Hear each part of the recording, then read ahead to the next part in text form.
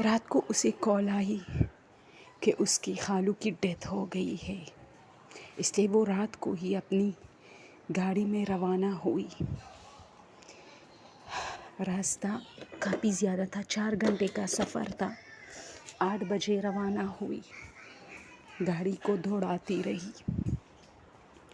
راستے میں دیکھا تو کچھ کتے گاڑی کے پیچھے پڑ گئے۔ وہ کہتی ہے کہ میں نے گاڑی کو بہت زیادہ اسپیڈ سے دوڑایا، لیکن میں حیران ہوں کہ میں جیسی ہی گاڑی تھوڑا آہستہ کرتی، وہی کتے بھونکتے ہوئے پیچھے ہوتے تھے۔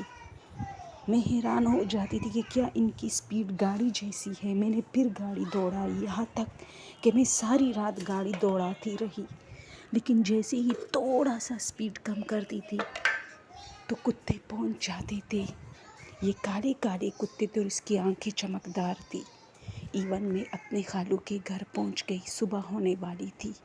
میں نے گاڑی روکی، پیچھے دیکھا، دور یہ کتے کھڑے ہو گئے اور مجھے دیکھ رہے تھے جیسے آگے آنے کے لیے کوئی چیز ان کو روک رہا ہے۔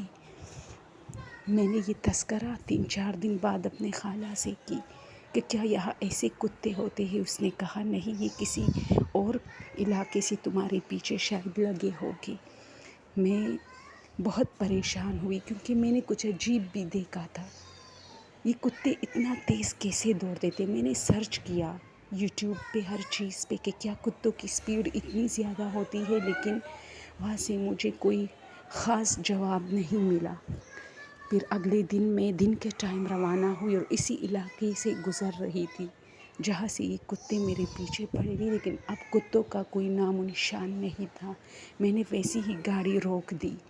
وہاں پانی پینے کے لیے ایک جگہ جو کہ ندی بہہ رہی تھی وہاں گئی۔ میں وہاں پانی پی رہی تھی تو مجھے قدموں کی آہٹ سنائی دی۔ میں سمجھی وہی کتے ہوگے۔ میں جلدی جلدی گاڑی میں بیٹھ گئی، لیکن وہاں کوئی نہیں تھا۔ بس میں نے صرف ایک آواز سنی، آئندہ یہاں گاڑی مت روکیے گا۔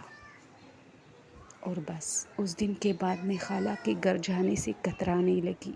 اگر جاتی بھی تھی تو کسی کو ساتھ لے کے جاتی تھی، اور اس کتوں کا تذکرہ میں ہر کسی سے کرتی رہی، اس علاقے کے ہر بندے سے، لیکن سب نے کہا یہاں تو کوئی ایسے کتے ہے ہی نہیں۔ ہاں، پالتو کتے ہوتے ہیں جن میں بلیک بھی ہو سکتے ہیں، ریڈ کلر والے بھی، براؤن والے بھی، لیکن ایسے کتے ہم نے نہیں دیکھے کہ آپ کی گاڑی کے پیچھے بھاگتے رہے۔ وہ تو کافی ڈرپوک کتے ہوتے، بس ایک جگہ پہ بیٹھے ہوتے ہیں۔